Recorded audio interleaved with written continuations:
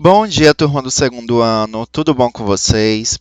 Espero que todos estejam bem. Na semana passada nós iniciamos o capítulo 4 com a temática Água para Todos.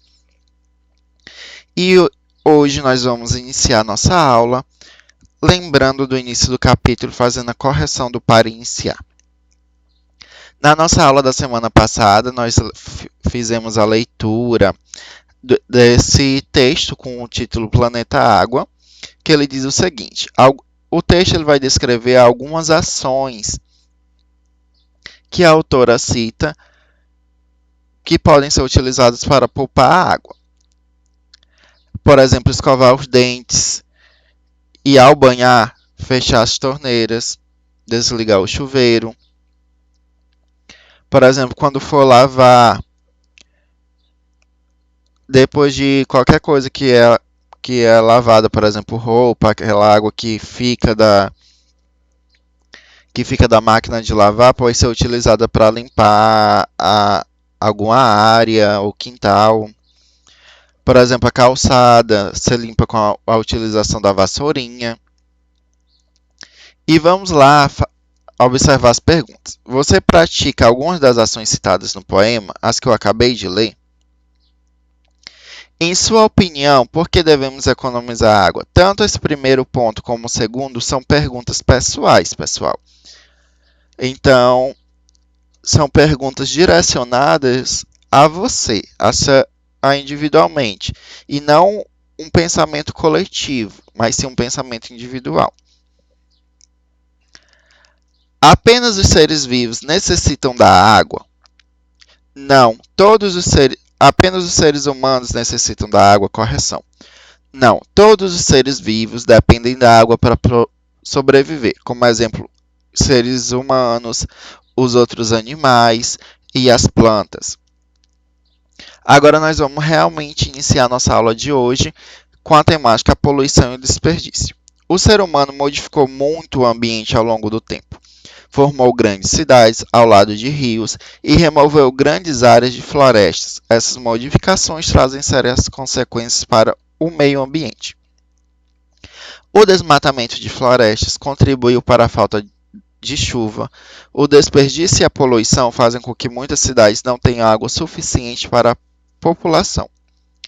Além disso, muitos animais morreram e ficaram extintos por causa da destruição do ambiente onde viviam, seja pelo desmatamento ou pela poluição. Bom, pessoal, tanto a poluição como o desperdício, o desmatamento, têm alterado muito a natureza. Se nós observarmos, quem já assistiu aquele filme conhecido como Rio, que é o que tem lá a arara azul? O filme Rio, ele aborda bem essa ave que ela está ameaçada de extinção, que é a arara azul, devido à sua comercialização e também o desmatamento. Além de outro motivo, dessa comercialização, vou explicar melhor. Algumas pessoas, elas cometem um tráfico de animais, o que é isso, tio? É pegar os animais silvestres, ou seja, são animais nativos da floresta, que o ambiente natural deles é a floresta, e comercializam para utilização doméstica, como por exemplo aves. Quem tem pássaro em casa, papagaio, ou cracatua, que é uma outra espécie de ave, quem possui esses pássaros em casa é necessário ter um documento. É tipo como se fosse a certidão daquele animal, que no caso ele foi comprado de forma legal. Se não tiver essa documentação, ou se for uma outra espécie de animal que ela não é própria para viver como animal doméstico, esse animal ele pode ter sido adquirido de forma ilegal.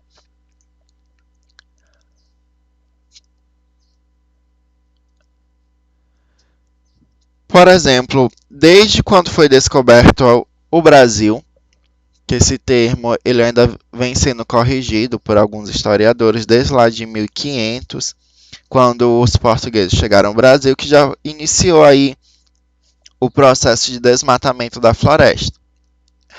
E esse desmatamento ele tem contribuído para a alteração, por exemplo, do período chuvoso.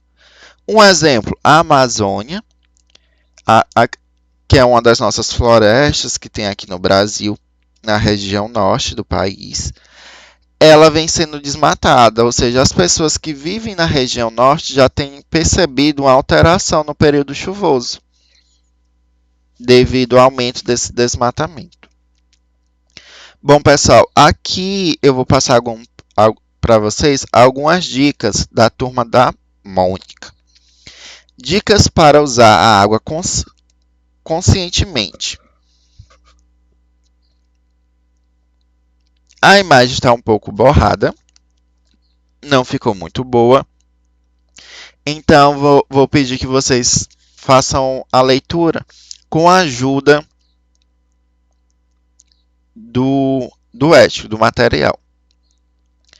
Por exemplo, nós temos aí o pai do Cebolinha mexendo na caixa d'água e diz o seguinte: limpe bem a caixa d'água, bem a caixa d'água e conserte sempre qualquer vazamento.